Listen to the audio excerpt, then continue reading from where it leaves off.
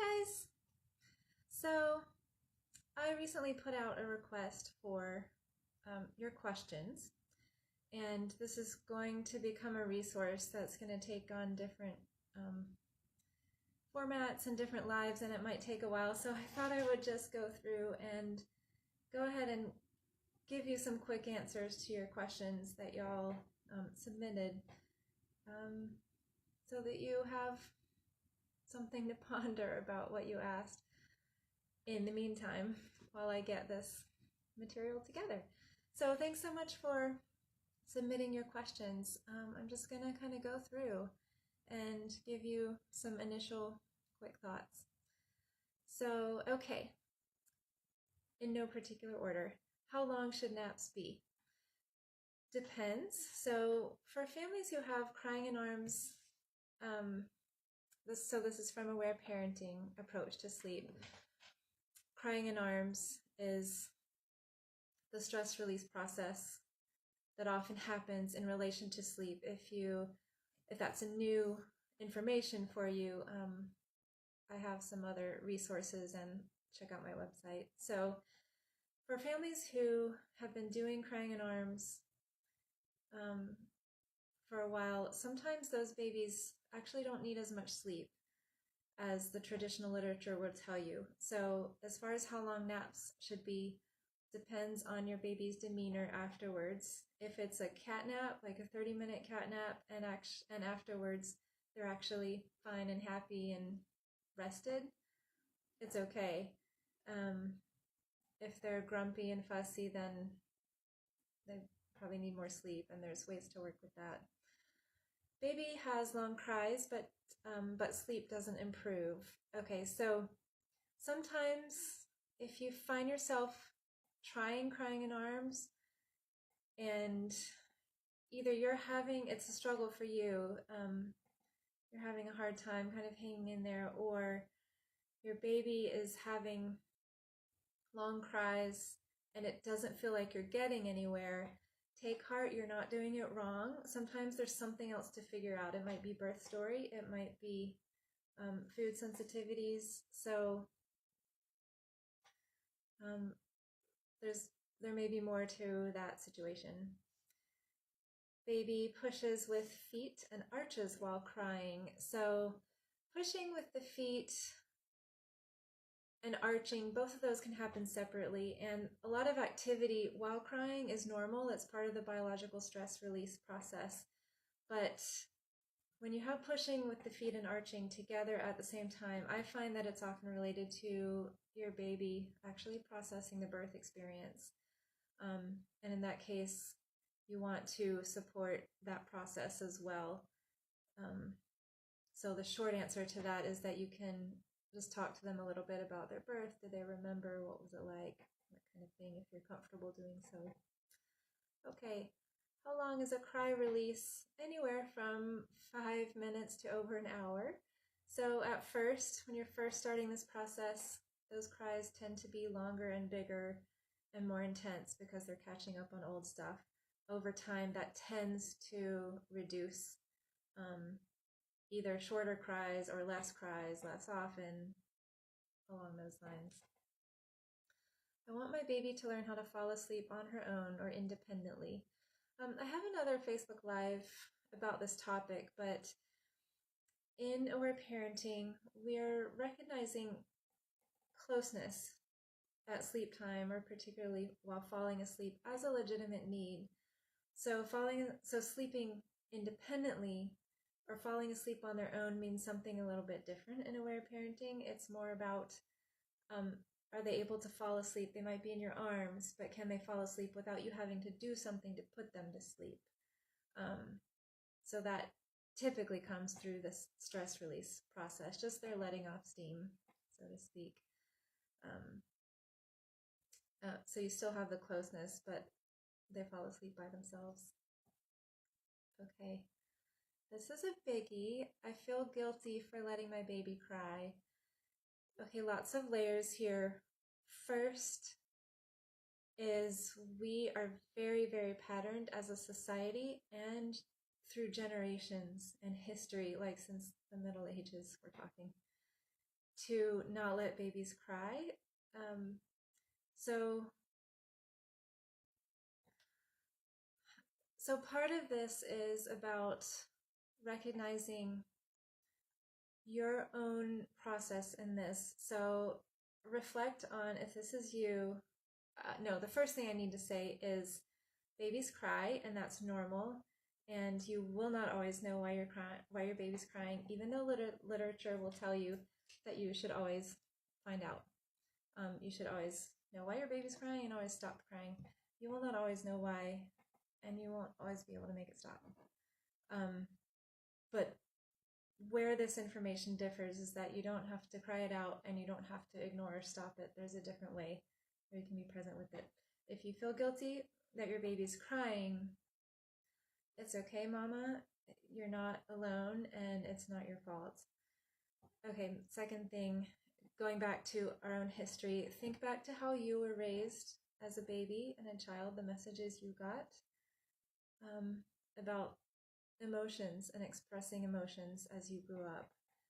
That often really feeds our how we respond and feel, and sometimes what feels like instinct is actually learned habit. So look at that. And then the other thing is to know that crying in arms and cry it out are very, very different. Not all crying itself is not what's bad. Being left alone crying, like cry it out, or being separated from while they're crying, that's what increases stress hormones. That's what can be dangerous. Crying together in arms helps to release the stress hormones out of the body. It's an enormous gift and a gem, and if you've ever had someone really hold space for you, and you know what that's like, it's really, think about what you're giving your baby through this process.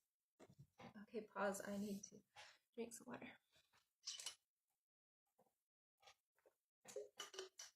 Perfect. Okay.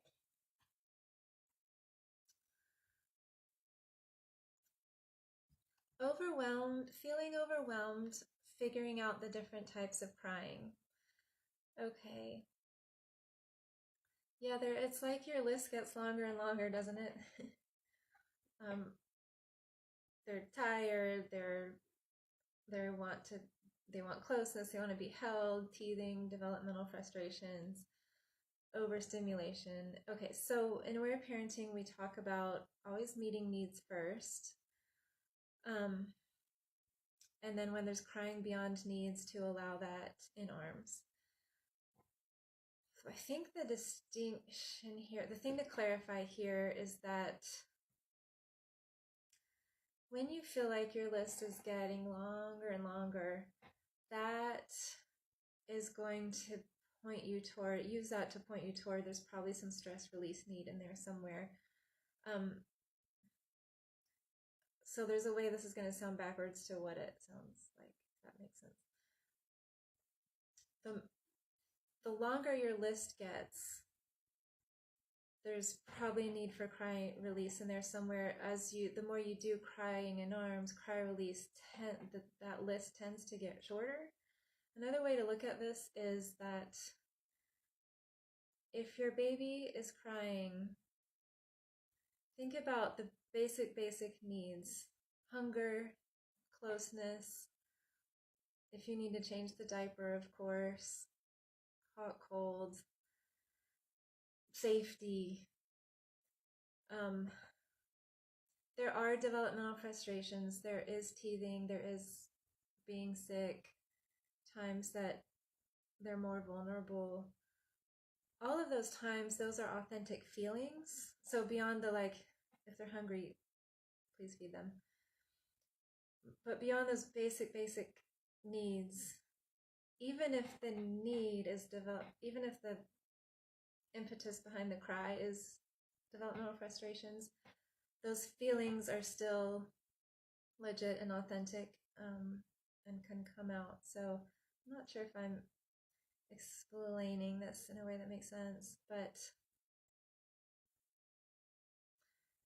trust that if your baby is crying, there's always a reason, even if you don't know what that reason is. So I guess it's like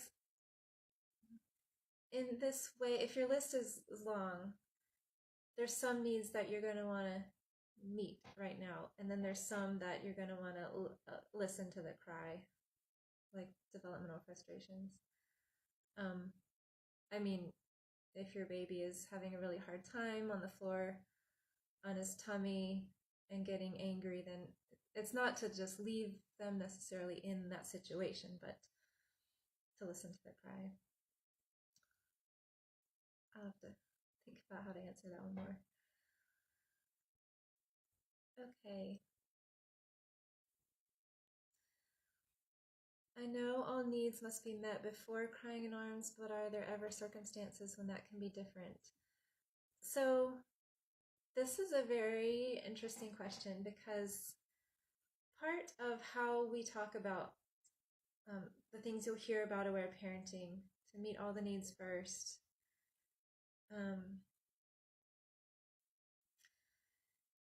and holding in arms, we really want to make sure that this information is differentiated from cry it out. It's very, very different. What you're essentially doing is staying present with your baby, and as far as needs, when you're first starting, you really want to make sure you're meeting basic needs before crying in arms. As you get going, as you get it established, as you get more comfortable, then you may start seeing situations where your baby might need to cry release before nursing. Some babies getting the cry out before nursing actually helps them relax to nurse. We usually talk about it before sleep because that tends to be a more vulnerable time. There may also be other circumstances where you've never tried it before, but maybe you had some nursing challenges, or maybe you had a stressful birth or birth trauma. Those can be situations where it's not always so clear to tell when it's cry release versus when it's a need to meet before the cry release. So in some cases, you can't always do it in such a clean order. Well, it doesn't always show up in such a clean order. So I hope that helps a little bit. How to become comfortable with tears. It can go back to how you were raised as a baby, how you were responded to, or how you see your parents responding to your baby. That will give you some clues. It's not about judgment, it's just about clues, getting clues for ways that your own patterns and feelings may have built up. Many parents who are not comfortable with listening to their babies crying,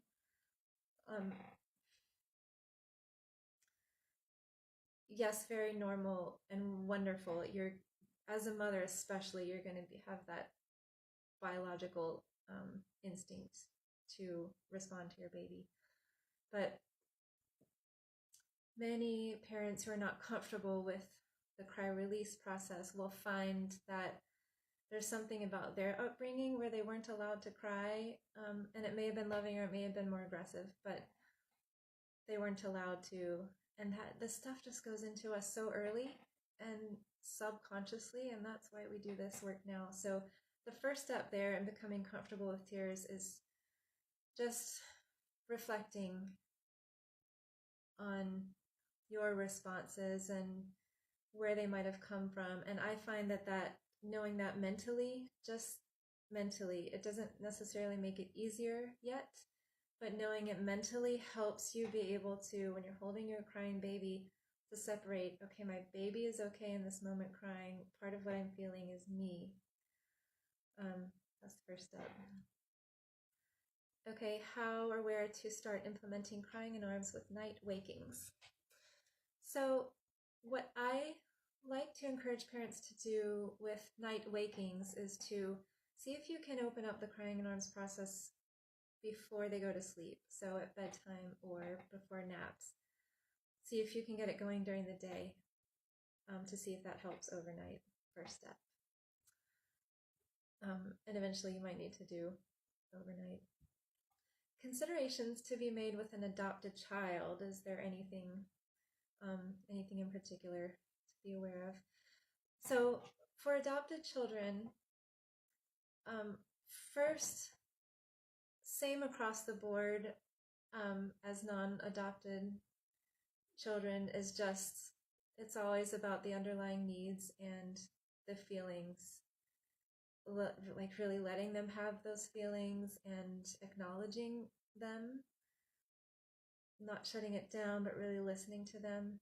The part that will be different for an adopted child is just their birth, not just, but their birth story is going to be different, and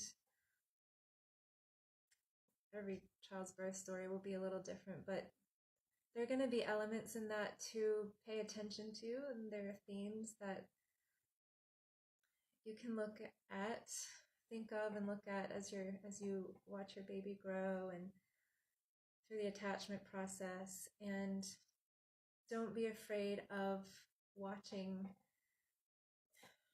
or thinking symbolically as you notice your baby's responses and tendencies.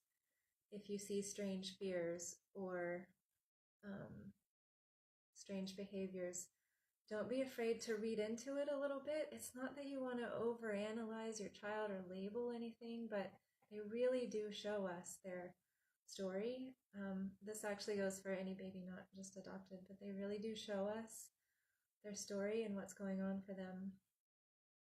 Yeah, so don't be afraid to really welcome that communication from your child and just address it with them. There's no age too early. Okay, how to manage getting cries out at different stages. It is different. Babies, younger babies, tend to just cry, so to speak, when they need to. Middle babies, meaning like 8 to 12-ish months, 8 to 10, 8 to 12, they're starting to get a little more into the world, moving around and things, but they still will often tend to just cry. But there's a transition period around, I find, 10 to 12 months up to when tantrums happen, that it's a little harder to get the cry out. And then as toddlers, tantrums come. So there's some different things you can do. Pretexts. The one I'm going to say right now is pretexts can be your friend. So your baby or your toddler gets upset about something. They fall and bump themselves. They're not hurt, but it's a bump. They fall down. They're not hurt, but they fall down. They want the object that they can't have, and it starts them to cry. Take that opportunity. So once it becomes a little harder, just to sit down and be like, "How are you? I hear you." Take advantage of those opportunities, because it's probably about more than that thing that triggered the cry. Baby wanting to move around and distract themselves. I'm not going to explain this one fully, but be creative about ways that you can keep interacting in a way that keeps reconnecting and kind of checking in, and like maybe picking them back up or holding them. It's not about forcing them to cry, but stay in that process with them. Mobile babies don't always want to be held while crying, but if your baby is getting away from you and distracting, then you want to kind of see how you can keep engaging. Okay. When a child is already thumb sucking and doesn't want to engage in crying, no matter how much you invite, one tip there, see if you can catch a moment. If you spend some time observing, when does the thumb go in? Is there a pattern to it or a timing? can you catch it? And is there a way that you can, sorry, my chair keeps squeaking. Is there a way that you can stop the thumb before it goes in, but communicate to your child, I know you want to suck your thumb, I really want to hear you, it's okay to cry, type of thing. Be gentle with that process also, because you don't want to create resentment. And that's a situation that can also take a process and working with. But lots of open invitation and communication. Okay. What to do if one parent supports this method and the other does not? Big topic. What do I even want to start with? So that's going to be some conversation as much as possible with your partner. A couple things to know. Your baby will figure out who they can do what with. Well, I guess every child does that. Stories about what they can say or do with mom versus dad. But when you have one parent doing crying in arms, really emotionally, your child, these children tend to become really, children who have a crying in arms outlet tend to become really clear about reading people. It doesn't mean bad relationship with anyone. It means they're going to be able to kind of suss out the scene for themselves. The other thing is that it can become harder to completely get all the cries out when one parent is not on board. So that's a process to work with as best you can within your relationship with your partner, and then also just being really aware with your child and just keeping that open invitation with you as much as you can. How to tell when hungry versus tired. If you're coming from a nursing for comfort habit or the human pacifier or a nursing constantly overnight type of thing, and by nursing for comfort, I don't at all mean do not nurse or keep nursing for hunger. I don't mean don't nurse for hunger. You can read more about this information, but if you feel like nursing is being used for comfort, it's going to be a process of teasing apart the hunger from the comfort. Some mamas can tell when they're nursing for comfort versus hunger, and some can't. So some babies are kind of doing both at the same time. So take some time to observe timing. If there's a time you just fed recently and your baby's probably not hungry, go ahead and do a cry. If you're not sure, do a little bit of a cry and then feed, communicate, tell your child you want to hear him but you're not sure, just communicate.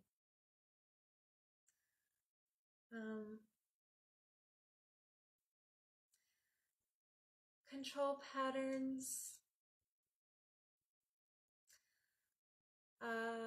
Sorry, I'm not gonna say more about that for now. Control pattern in aware parenting speak means the habit, the emotional habit, whatever tends to be the favorite thing to stop the crying. I'm gonna let that pause for now. That's kind of a biggie. Okay. It's clear in the book. If you've read Aware Baby, there's clear information there. I will write more about that some point. Okay. Okay, to clarify about the crying in arms process, very important to stay present with the baby. So this again is where we really want to differentiate it from cry it out. The process is really staying present, typically in arms, but you could be lying right beside. The idea, though, is not to separate from it, not to leave the room, and also caution about leaving your baby in the crib while doing it. Take your baby out, go ahead and hold or lie down next to and allow the cry. Okay, being worried that you're damaging your child by letting them cry. This is that difference again between cry it out, which is stress reducing, as research shows, and crying in the presence of a loved one while being accepted and listened to is a stress release. That's been researched also. There's hormones. They've shown that stress hormones get released in the tears. The movement of crying is part of the biological stress release. So it's a very different thing. And then also that's partly our own conditioning sometimes around being taught not to cry. And then it can feel unsafe to let your baby cry because it wasn't safe for you to cry. So that can be in there too. Okay. I wonder if y'all can hear my chair squeaking. Okay. Okay. The suggestion that your baby might need to cry, that can be hard to hear for some parents. It's kind of like, well, what have I done? Did I do something wrong? Why does my baby need to cry? What is there for a small baby to cry about? There's just so much. Stress is part of life. Stress itself. There are ways to reduce stress, but I mean, like, teething is stressful, and it's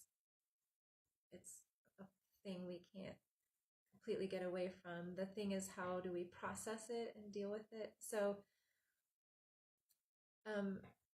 the fact that your baby may need to cry and release some stress is not a bad thing. It's a healthy thing. It's their natural release mechanism, natural healing mechanism.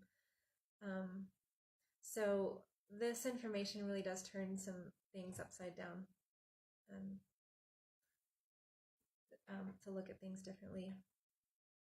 So you're not doing anything wrong. It's a normal, healthy process. We're just not used to seeing it really happen in our society. Okay, last one. Which parent should do the cry if both of you are on board? Is there one parent or the other who should? Generally, as best you can, do all options. Have mom do the cry release, have dad do it, have you do it both together. That will help everyone be on the same page and that it becomes a shared communication experience versus something the child does with one parent versus the other. Again, if everyone's on board. If you are coming out of a nursing habit, a comfort nursing, or human pacifier, constant nursing type situation, sometimes the cry will come out easier with mom when you don't offer the cry for the nursing, and when you allow the release of feelings that's always been behind that comfort nursing, just because it's not being offered. I have a blog post. If you feel like you're withholding nourishment, I have a blog post about that too, about comfort nursing. However, sometimes in that situation, the baby or toddler will cry easier with dad. And this is one way dads can really come in here. Actually, overall, this is one way that dads really can be a part of this process with your baby at any age, because it's very, very bonding experience. But in the case of nursing for comfort, sometimes even if mom doesn't offer, the baby is still kind of waiting and expecting that mom's going to feed, just because that's the habit. Habits get in there deep. So that's when dads, sometimes they will cry more easily with dad. So it's something you can feel out as a family. If you find your baby's crying more with one than the other, but you're both on board, get it started as you need to, and then slowly come together, do it together, switch off, that kind of thing. Okay. So if you continue, or if you have other questions, feel free to keep sending them to me. I'm going to put all this information together in different ways over time, so I'm not sure how quickly that's going to happen, but thank you for your input. And it's really lovely to hear from everyone, and I'm really heartwarmed by your stories and what you're doing with your kiddos out there. So be in touch and have a great day. Bye.